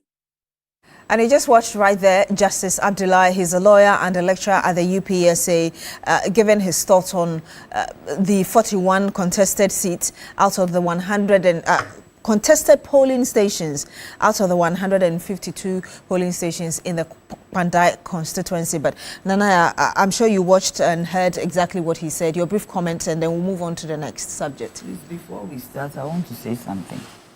You see, when I hear the comments like "let's move on," it's like tit for tat. I do not think so. When Jachikwesi was going through that process, why didn't anybody say "let's move on"? We all sat down when he went through the process. Do you get me? Why is it that when it comes to NDC, people say that, oh, let's move on? The thing that the MPP has done in this country, the lessons that were learned is that when there is a rerun, you have to win. If you are a candidate and they say there's a rerun, that is what Jachikwesi did. That is the lesson that is learned. There's no tit for tat in this one. It is a court that has decided that there should be a rerun. It is not His Excellency Mahama. It's even possible he doesn't know the case. So if it is His Excellency Mahama, then you say that it's tit for tat. It's the judge NDC. The judge is not NDC. Do you get me? So when it comes to NDC and others, they say, oh, let sleeping dogs lie. When the MPP was misbehaving in this country, making life uncomfortable for everybody, who said that, we should check them? We couldn't even speak. So you obviously don't see that comment as a fair one? There is no tit for tat in this matter. The law has worked, and this is what the law is saying. Your final thought on this, yes, basing it on what Justice Abdullah just said? Saying that everything that you do must be rooted in law. We don't know what law the judge used to reach this decision. You get me? There are also cases, precedents. And you see, law, if you say that precedence is tit for tat, then I have a problem. It is a process. Because every judge and every student of law uses a case. And that is what we call case law. Case law is very, very important in law. That if you are espousing your arguments in front of the judge, you should be able to give an example of a case. And in my own jurisdiction, in my own way, the case law that might be used was maybe Jachikwesi. And the whole constituency was run. And he won. So they should go and win and stop wasting our time. They should go and win. Madam Ayane, your final thought on this? No, I think that it's about time we stopped attacking judges. You know, this is a case that has gone before a competent judge. He has come out with his findings. Definitely the evidence pointed to what the judgment was supposed to be. And as such, we should stop the pronouncements, such as courts serving the interest of political actors, blah, blah, blah. He, Afenyo Markings, knows better than to speak about that. At one time, he ran to the Supreme Court. Within some few days, some cases were held in his favor. You understand? Judgment came in his favor within 3 days. You understand what I'm saying? And yet, we complained about it, yes, but we all got to the extent that we felt that at that time, and some of us still do, that yes, the court was doing them a favor. You understand what I'm saying? But so let's stop. Let's move out of this situation where at the least opportunity we get, we bombard the judges and stuff like that. Let's stop it. Madam Susan, with parliamentary elections, it's first past the post, isn't it? Yeah. And people have been known to win by 3 votes and things. So, I think that the judge thought that the 47 flawed 41. 41. Okay, 41. That's almost 30%. I mean, he probably thought that it was significant, and that it was significant enough for him to say that it should be. At the moment, that is his judgment, you know, and like we said, there's the right to appeal. So and why not? They should go and appeal, and let's see whether. They would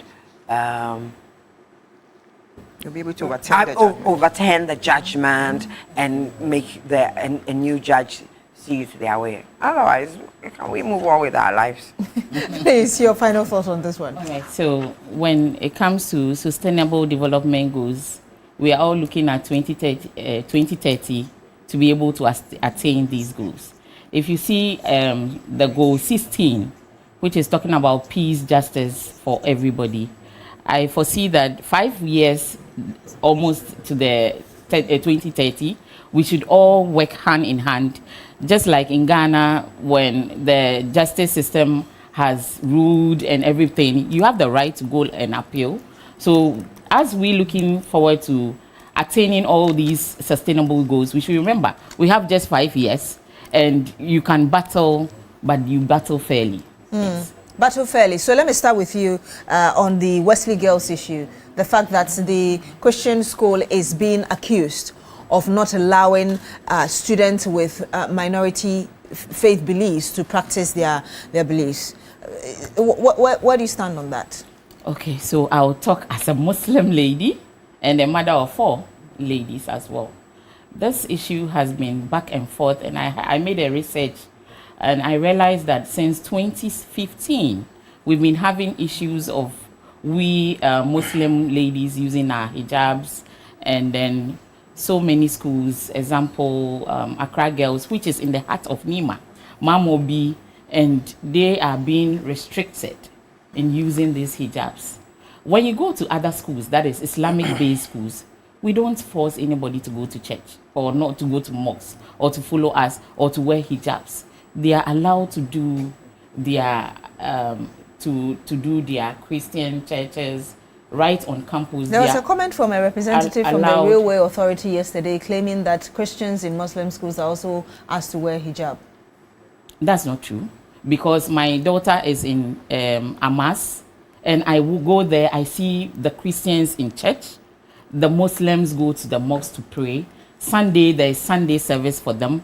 They roam about without their hijabs. My first daughter finished TI Ahmadiyya Islamic Senior High, and she was also there for years. I go visiting, I see the Christians freely walking whilst the Muslims are in the mosque praying. So I have never seen that. I don't know. But from my vision, what I've seen and what I've experienced is never true. I attended Ghana Secondary School, Kofodia, and there were SU members doing their SU. Let me ask, is Ghana Secondary School a mission school? Not a mission okay, school. Then, let's move on. Let him make a point and then I'll come to you. No, I just wanted to caution her to use is a mission. Yes, so when you are speaking, use mission schools as an example. If you use Ghana Secondary School, it's a secular school, it's not a mission school. Even if it's a mission school, we are all advocating for tolerance, religious tolerance, and that is what we all pray for. We are always praying for equality, tolerance in religion. We should be tolerant as Christians and Muslims and traditionalists as well. So even if it's a mission school, and the school system in Ghana does placements, they don't look at the religion of the person they are placing in the schools. You can choose to be a Muslim and attend a mission school. So I don't think if we are going to tolerate each other, the way a Muslim lady dresses, we are not fighting against the students wearing short dresses to school, even though it's a mission school, but we don't even dress as nuns if it's a Catholic school. So I don't think it should be an issue. It shouldn't be an issue when someone harmlessly covers up to school. So let me ask you this before I come to Madam Susan Ndramanko and the rest of the panel. Yes. What do you make of the argument that, yes, allow people to enjoy their religious freedoms, but also ensure that the students are obeying the rules of the various schools they are in? Yes, so if someone wears a hijab and comes to school, it's not going to conflict with educational rules and regulations. So if it's allowed, I think there will not be issues. Just like the example I'm stating for Accra Girls in the heart of Nima. Almost everybody who wants to be a day student in Mamobi, Nima, and Newtown and its environs will definitely pick that school. And religiously, some of them used to pick up the hijabs, put them in their bags, go to class and come back and put them on. So there can be rules and regulations. School placements will have to look at the fact that this is a Muslim, so we shouldn't force the person to Wesley girls or a Catholic school or this. But you rightly said that they don't post the children based on their religious beliefs. Yes. Yes, because you could have a Muslim name and be a Christian, and the other way Exactly. around. Please, your comment, ma'am. I think that for me, they are not absolute. I went to Holy Child. The Protestants there, including the Muslims, were allowed to worship. In fact, we had the Protestants, they would put them in a bus to take them to church. However, there were school activities that were Catholic. It didn't mean that if we went to church and we were saying the Hail Mary, you had to say the Hail Mary. Nobody forced our doctrines on anybody. What we said was it was a school activity. So if we all have to be in the chapel, let's all be in the chapel. But it didn't mean that it stopped you from being Muslim and practicing your Muslim faith. You understand? If you had to find a space to pray, nobody had any issues with that. You understand? And we're allowed to grow in whatever faith that we have. I think that, it's not about absolutes, it's about compromises. And I mean, the Catholics always have the interfaith mantra and they have priests and everything who, as much as possible, ensure that we have tolerance for everybody. After all, we all believe that we are serving the same God. So it's just that we are going about it in different modes or in different ways. One of the things that there's an MOU that is where it says that only prescribed uniform or mode of dressing for a particular mission-based school must be respected, and parents, together with their wards, must abide by the given rule. I think that beforehand, you understand, there is the realization that this school, maybe these are things. Some of these things probably can be spoken, talked about perhaps before even, it gets to this stage. The argument that the schools are public assisted, because they are that. So all of a sudden, I think the Christian Council and Bishops' Council have both dismissed that. That it doesn't mean that the government... The fact that they are public assisted does not immediately mean that they've lost ownership. The ownership of the schools is still missionary. I think that people send their children to these schools not only because they are academically good, but because they holistically train the person to, to be morally upright, to be a good citizen, etc., etc. It's not as for getting academics. Then you are not bringing out a whole person. You understand? Because you can be academically bright and morally corrupt. I think that one of the reasons why they have not only been academically good as schools is also because of a certain background, a certain ethos, a certain spirituality, and that is why they have gained the reputations that they have. You understand? The schools are maybe a little, I don't know whether they are a little frightened that it will be diluted, but I believe that if you are strong in what you do in terms of your faith, you open yourself up without fear of dilution, except if what the person is going to do poses a threat to other students, etc. So if for safety reasons they believe that maybe we should not wear a covering of our face, etc., etc., then the school should explain so that whoever is coming there says, maybe I understand that it's not. But if it is just, I don't know, whatever it is, then maybe the schools should speak about this again. Look, my thing is that in the past, and this is to the mission schools, in the past. And if you could wrapping up for me. It may be a bit controversial, but in the past, I went to a Catholic primary school. I went to Christ the King, okay. We were encouraged as Catholics to go to Catholic schools. If you were Methodist, you were encouraged to go to Wesley Girls. If you were whatever, you were encouraged to go to places that will allow you to grow in your faith. So in my time, a lot of the girls went to St. Mary's. A lot of them went to this thing. We've stopped that. And then we're having these problems. So we've stopped that. The question I want to ask you is, yes, well, people may still want to send their children where they feel. Yes, and I want about 30 seconds response from you, and then I'll come to Madam Rodelin. Please, you have all the time.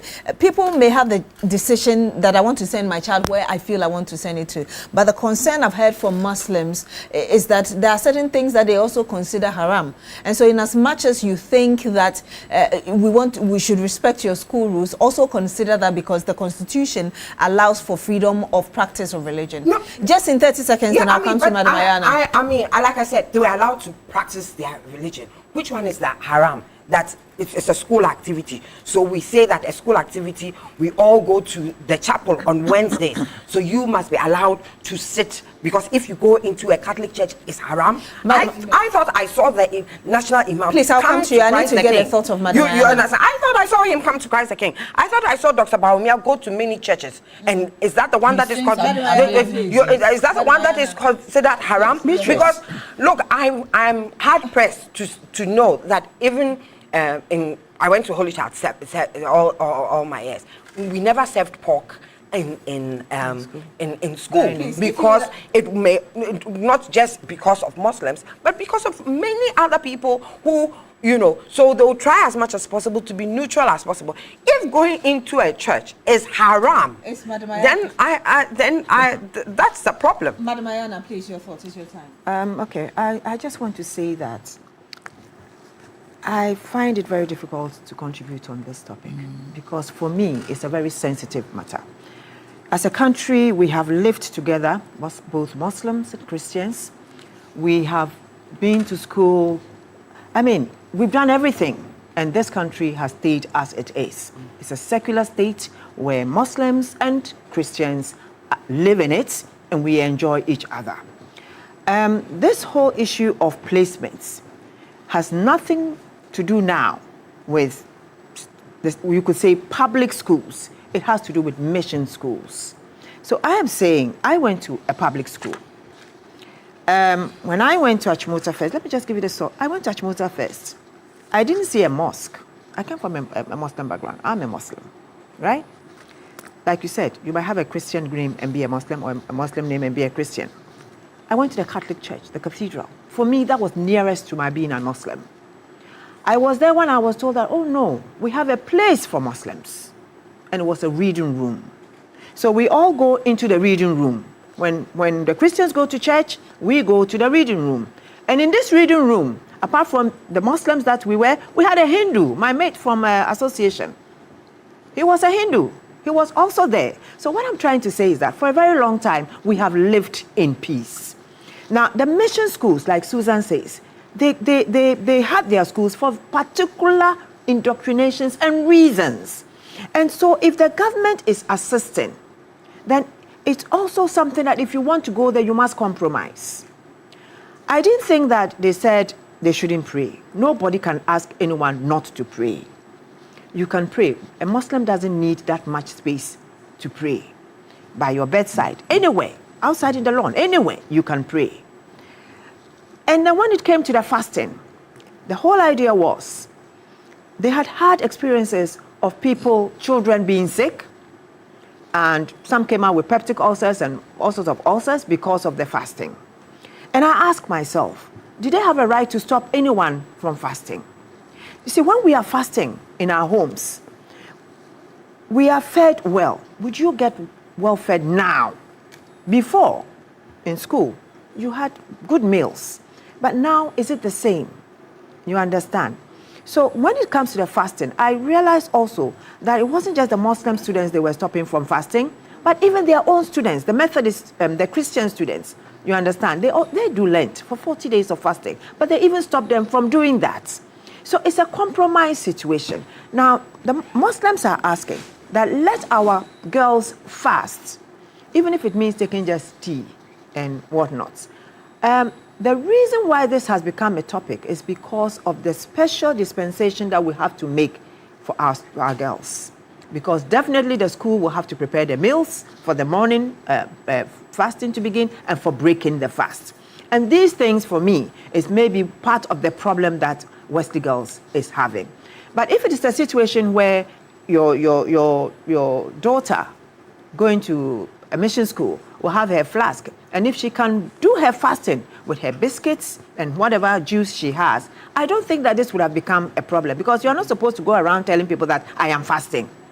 You understand? If it's Ramadan time, you can always make time. You can explain, and I'm sure there must be some form of compromise in this situation. But I am begging Ghanaians, and I'm begging all the Muslim Ummah, and I'm begging everybody that we should not let this be a division, a dividing factor for us as Ghanaians. Because we have lived in this country, so many of our big men within the Muslim community have been to secular schools, and we've come out with the women. We've been to all manner of schools, and we've come out. This thing is a recent phenomenon that we are seeing. I don't know when it started, and whatever it is, it must stop. We must allow for people to worship. We must allow for people to do the things that their faith permits them to do. So if in the event that we as Muslims, we find that mission schools are not serving us, please let us send our girls to Islamic schools. And I will beg for the Islamic community, let us begin to think of contributing to build also our schools of faith, so that our girls will get those schools to go to and also be brought up in the Islamic faith. Beatrice, this is a very sensitive issue. I don't agree. I'll start by saying I don't agree with Auntie that we should build Islamic schools for our girls to go to. Otherwise, then you are widening segregation, you are bringing in segregation, you are bringing in division. We have lived together as one for a very long time. And I don't even know where this argument is coming from. And I don't think we should stoke fire and propel this argument to any level, because we have been together. Do you get me? As a child, I went to 4 schools. I started with a school in Cape Coast, Catholic school, Form 1. My asthma wasn't doing me well.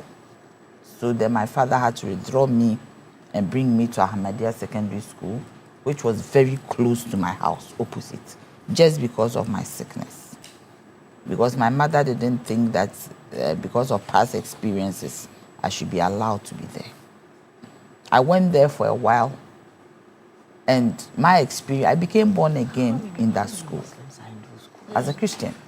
We used to meet in class 1B, and that is where a Baptist pastor came, preached to us, and I became born again in a Muslim school. Do you get me?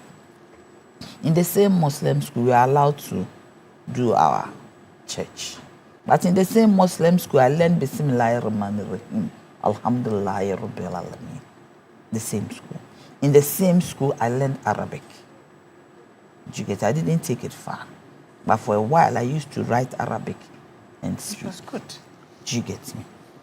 So, and we existed. Most of my friends are Muslims. Actually, my best friend in this country that I speak with every day, we make fun, is a Muslim. The MP for Ablikuma Central, Honorable Abdul Latif Dan. If there's anybody I speak to regularly, he's the one. Just a friend, there's no anything. People do so many of things, but he's my friend. He's my best friend. Most of my friends, Gufratu, Sherifatu, are all Muslims. If I have friends, 90% are Muslims. Do you get me? And we have existed like this for a very long time. When I went there, you couldn't even feel that it was a Muslim school. That is where I met CEO Kofi Boachi. When I went to Form 1, he was in lower 6. He was the senior who put me in a cupboard and locked me up because I challenged him. He said I should kneel, that I will not kneel. I wasn't brought to the school to kneel, but to learn. And he asked his boy Ubri to carry me and put me in a cupboard and lock me up.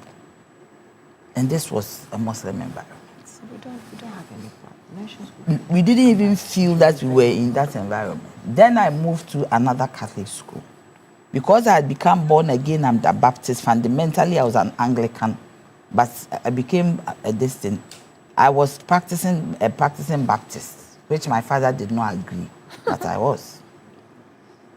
In my school, do you get me? I don't want to mention any school for people to start. In that school, Catholic school in Kumasi, where I moved to, because then my asthma had improved a bit, where I moved to, those of us who were Protestant were taken to our churches on Sunday in a bus. Do you get me? But I learned Hail Mary, full of grace, the Lord is with you. Blessed are you among women. Blessed is the fruit of thy womb, Jesus. And that is where I learned how to pray with the rosary. I am a Baptist. And we coexisted. I remember those days, the Muslims amongst us, not too many. Whenever there was the fasting, they used to cook for them in Mrs. Japon's house. And that is our house mistress. And we didn't feel like there was any this thing. I don't think that we should fuel these arguments. And I do not think that we should also divide Muslim girls from Christians. Because now as we stand today, you even find some Muslim girls marrying Christian men. Do you get me? The Muslims don't allow their women to marry Christian men. But Christian girls are marrying Muslim men. And you can find it's all over. Do you get me? That is a cross-faith thing. It has its challenges. But I am saying that this is not the time for us to stoke this. This is not the time. Yes. In a second, so that we wrap up. The reason why I'm asking for the schools is because within us, we know how our religion is, the modesty and all those other things that go with it. Now, we have a lot of students out there who would not even want to go to mixed schools. They would rather want the same-sex schools for particular reasons. So if we can build a school so that those who are okay with their children going to mission schools, they're fine. But let's have one that is predominantly... Yes, if Nanaya can land, because our time is up. So yes. you see, we need to have a conversation around We have a conversation, yes. We need to have a stakeholder engagement around this matter. This is not a matter that we need to... I hear commentary here and there. I think the time has come for us to have a conversation around to deal with and this. see how we will deal with it so that it does not bring any division. Thank you very much, Nanaya. No segregation. Let me throw the cat among the pigeons. Please, just a second. Yes. So should the missions ask for their schools back? Well, that's that should be part of the conversation that Nanaya is talking about. Should the missions ask for their schools back? Yes, because we are struggling with this. Because the mission schools have become public. We'll have to end it here, but that should be part of the conversation. Because I know that should be part of the conversation that we're talking about. It should not be because of this Muslim. It did. It should be beyond a bigger. Yes, but thank you very much, Nanaya Champin-Jantua, presidential staffer. Thank you for speaking and joining us, Madam Susan Edra-Mankwa, Executive Secretary, National Interest Movement. Also, Rodelyn Imoro Ayana, Public Interest Advocate. To you as well, Hajia Gloria Amenu, United Party. She's the National Women's Organizer. Thank you very much for joining us and having this conversation. Thank you to Bellberry, located adjacent to the Chado Golf filling station, for my costume. Thank you very much for joining us on The Big Issue today. Well, before we take that break, pick up your day, the Milky Way with the rich, smooth taste of Peck milk shortcake. It is pure delight. Yes, so you're still here on Newday on TV3. Stay with us. We're back with some more.